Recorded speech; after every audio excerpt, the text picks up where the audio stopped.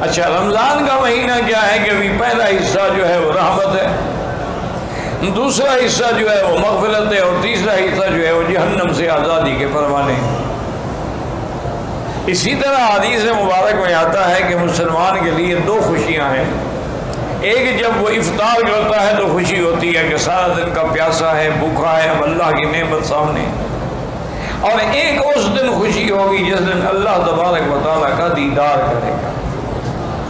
اور اسی طرح یہ بھی حدیث مبارک میں آیا ہے کہ جو مسلمان خالص نیت کے ساتھ اور خالص دل کے ساتھ افطار کے آنے سے چند منٹ پہلے جو ہے اللہ سے دعا مانگتا ہے وہ ہر حال میں قبول ہوتی ہے۔ اس لیے انسان جو ہے کبھی کھجوروں پہ لٹائے اور کبھی اس کو ضائع نہ کرے، افطار سے 10-15 منٹ پہلے دعائیں شروع کر دیں۔ اور دعا کا طریقہ یہ ہوتا ہے کہ پہلے درود شریف پڑھیں، جتنا ہو سکے 1 دفعہ، 3 دفعہ، 7 دفعہ، 11 دفعہ، 21 دفعہ، 100 دفعہ، 1000 دفعہ، یعنی دعا کے اول میں بھی درود ہو اور آخر میں بھی درود، اور درود پڑھنے کے بعد اللہ کی حمد و ثنا بیان کریں، جیسے کہ اور نہ آئے تو سورۃ فاتحہ پڑھ لی، اس سے بڑی دعا اور اس سے بڑی حمد و ثنا کیا ہوتی ہے۔ اور پھر اللہ کو اللہ کے ناموں کے ساتھ پکاریں گے، یا اللہ یا اللہ یا اللہ یا رحمان یا رحیم یا حی یا قیوم یا ذی الجلال والاکرام، اللہ کے ناموں کے ساتھ پکاریں، اور اس کے بعد وہ دعائیں جو حضور نے بتائیں یا پھر اپنی زبان میں جو مرضی آئے اللہ سے مانگیں، لیکن کسی کی انسان کی بربادی اور ہلاکت کی دعا نہ مانگیں، اور کسی رشتہ داروں کو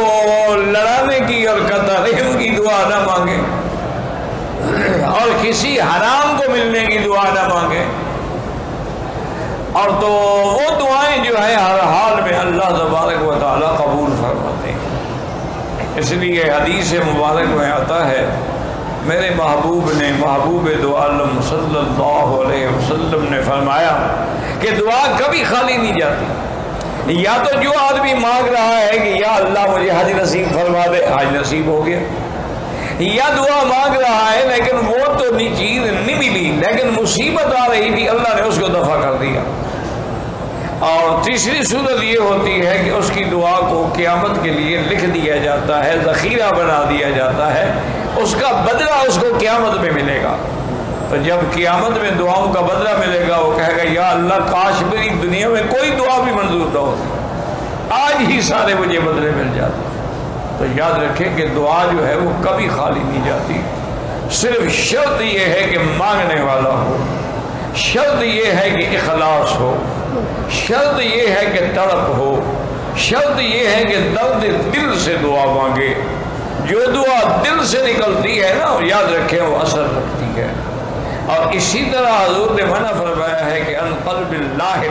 کہ اگر زبان پر تو دعا مانگ رہے یا اللہ حج نصیب فرما، عمرہ نصیب فرما، رمضان نصیب فرما، مدینہ پاک، لیکن دل غافل ہے، دل کسی اور طرف لگا ہوا ہے۔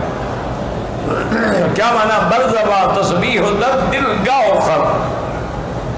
کہ زبان پر تو تسبیح ہے لا الہ الا اللہ، اور خیال یہ ہے کہ پتہ نہیں میرا گدھا جو ہے اس کو کسی نے پانی پلایا ہے نہیں پلایا۔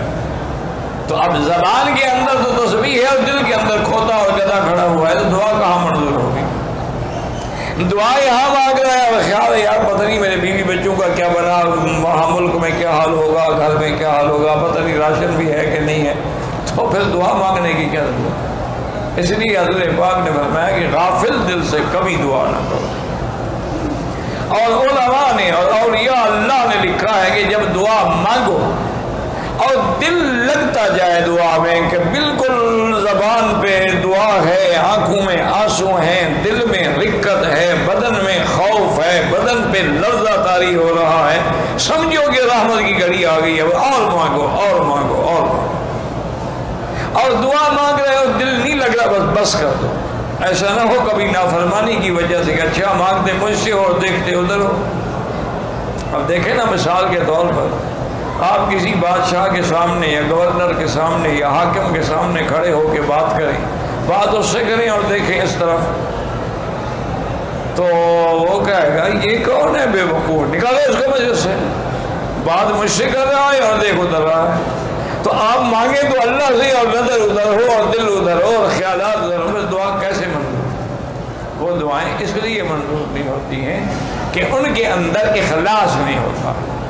ان کے اندر وہ اطمینان اور یقین نہیں ہوتا. ورنہ جب اللہ کا حکم ہے کہ مجھ سے مانگو تو اللہ کا فرمان سے زیادہ سچا فرمان کس کا ہے؟ اللہ نے فرمایا مجھ سے مانگو میں تمہیں دوں گا. لا الہ الا اللہ لا الہ الا اللہ لا الہ الا اللہ لا الہ الا اللہ لا الہ الا اللہ لا